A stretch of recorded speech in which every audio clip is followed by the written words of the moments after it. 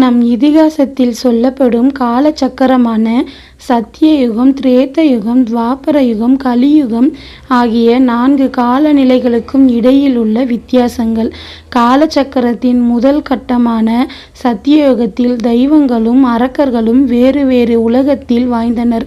அரக்கரான இரண்யகசிபு மண்ணுலகத்தில் பிறந்து பூமியில் வாழ்ந்தான். இரண்யகசிபுவின் மகனான பக்த பிரகலாதனை காப்பாற்றுவதற்காகவும் இரண்யகசிபுவை வதம் செய்வதற்காகவும் விஷ்ணு பகவான் நரசிம்மர் அவதாரம் எடுத்து பூமிக்கு வந்தார். இரண்யகசிபுவின் வதம் நடந்து முடிந்ததும் உடனே விஷ்ணு பகவான் தன் நரசிம்மர் அவதாரத்தை முடித்துக்கொண்டு மீண்டும் வைகுண்டம் சென்று விட்டார். 2ஆம் கட்டமான திரேத யுகத்தில் தெய்வமும் அரக்கனும் ஒரே உலகத்தில் வாழ்ந்தனர். விஷ்ணு பகவானின் மனித அவதாரமான ஸ்ரீராமரும் அசுரனான ராவணன் இருவருமே பூலோகத்தில் பிறந்து வாழ்ந்தனர்.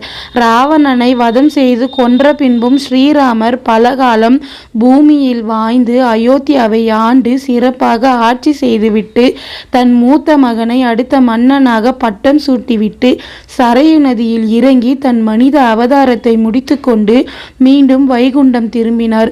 3வது கட்ட காலமான துவாபர யுகத்தில் தெய்வமும் மனித அவதாரம் எடுத்தது. அரக்கனும் மனிதனாக பிறந்தான். விஷ்ணு பகவான் கிருஷ்ணராக அவதாரம் எடுத்தார்.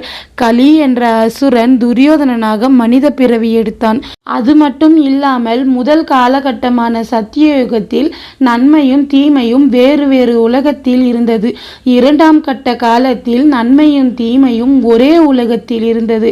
3ஆம் கட்ட காலத்தில் நன்மையும் தீமையும் ஒரே உலகத்தில் ஒரே குடும்பத்தில் உறவினர்களாக இருந்தனர். குந்தி கிருஷ்ணருக்கு அத்தை, துரியோதனனுக்கு சிற்றன்னையாக இருந்தாள். குந்தியின் வாயிலாக தீமையும் நன்மையும் உறவினர்களாக வாழ்ந்தனர். 4ஆம் கட்ட காலமான கலியுகத்தில் நன்மையும் தீமையும் சேர்ந்தே ஒரே உடலுக்குள் ஒன்றாக கலி அவதாரத்தில் இருக்கும்.